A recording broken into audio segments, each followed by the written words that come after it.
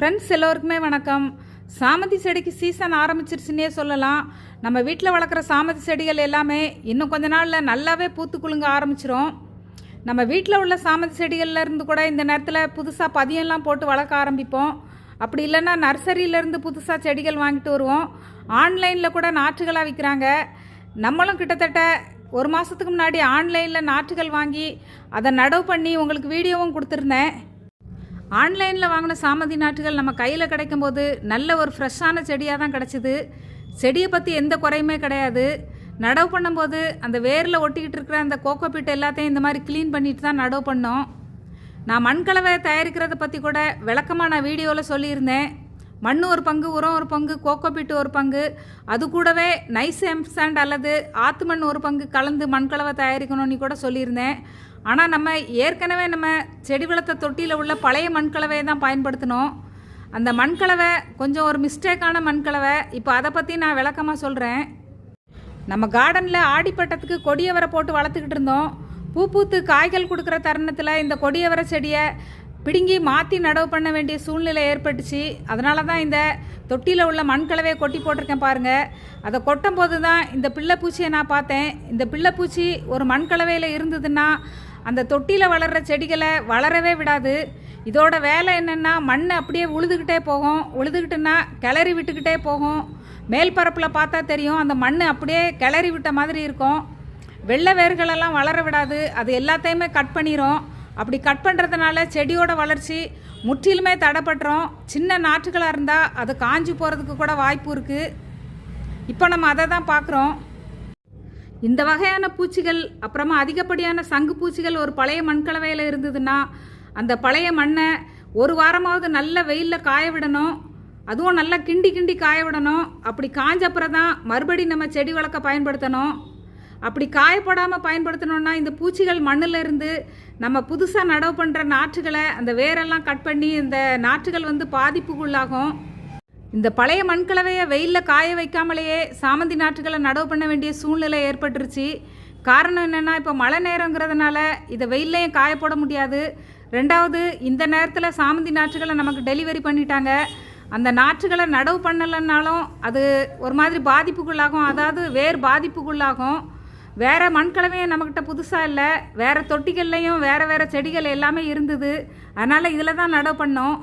இந்த மண்கலவை ரொம்ப பிரச்சனைக்குரியதுன்னு இந்த நாற்றுகளை நடவு பண்ணும்போது எனக்கு தெரிஞ்சிருந்தாலும் இதை வேறு மண்கலவை தயாரித்து உடனடியாக மாற்றிடலான்னு ஒரு பிளான் வச்சுருந்தேன். ஆனால் நான் உடனடியாக செய்யலை.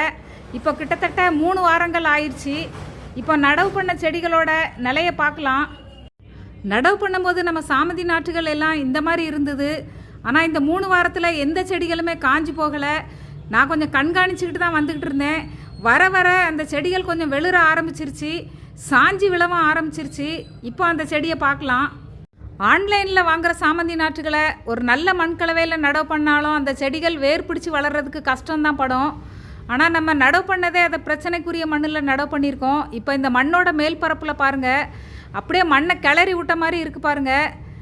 உழுது விட்ட மாதிரி இருக்குது. அதனால தான் அந்த பூச்சிக்கு உழுவான்னு பேர். இப்போ இந்த மாதிரி மேல் பரப்பை கிளறியே விடுறதுனால அந்த மேல் பரப்பும் மண் ட்ரையாகவும் இருக்குது, வேரையும் கட் பண்ணி விட்டுரும்.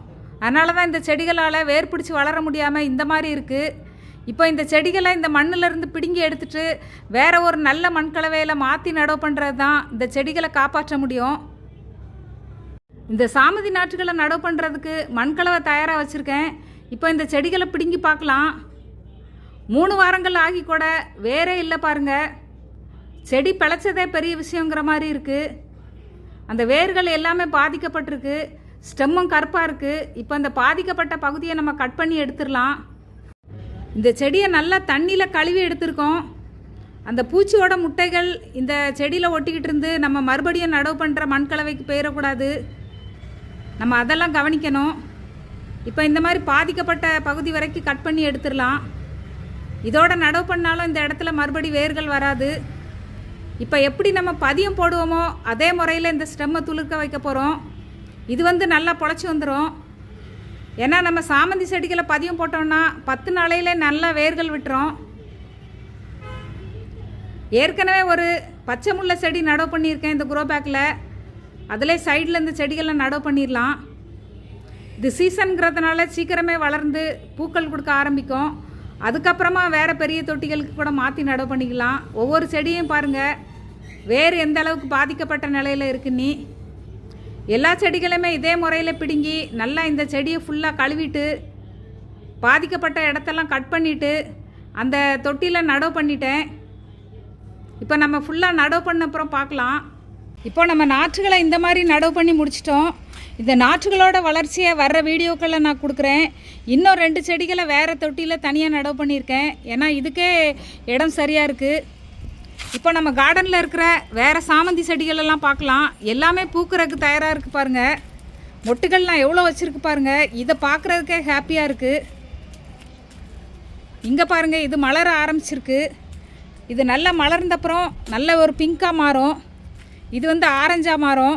மொட்டாக இருக்கும்போது இந்த கலரில் இருக்குது. இந்த செடி இப்போ தான் மொட்டு வைக்க ஆரம்பிக்குது. ஒயிட் பூத்துருச்சு. போன வருஷம் சீசனில் ஒயிட் பூக்க ஆரம்பிக்கிறதுக்குள்ளே வெயில் அதிகமாகிடுச்சு, பூக்க முடியாமல் போச்சு. இந்த வருஷம் ஆரம்பத்திலே பூத்துருச்சு. இந்த ஒயிட்டை பார்க்குறதுக்கு எவ்வளோ பளிச்சுன்னு அழகாக இருக்குது பாருங்கள். நல்லா இருக்குது பார்க்குறதுக்கு. சாமந்தி நாற்றுக்கு மட்டும் இல்லை, நம்ம கார்டனில் எந்த செடிகள் வளர்த்தாலும் நம்ம தயாரிக்கிற மண்கலவை பாதுகாப்பானதாக இருக்கணும். சில நேரத்தில் நம்ம காய்கறி செடிகள் நடவு பண்ணுவோம். அந்த செடிகளும் நல்லாவே வளர்ந்து வரும். திடீர்னு ஒரு நாள் போய் பார்க்கும்போது அந்த செடிகள் அப்படியே சரிஞ்சு விழுந்து அப்படியே காஞ்சி கிடக்கும். அதுக்கு காரணம் இந்த மாதிரியான பிள்ளைப்பூச்சி தான்.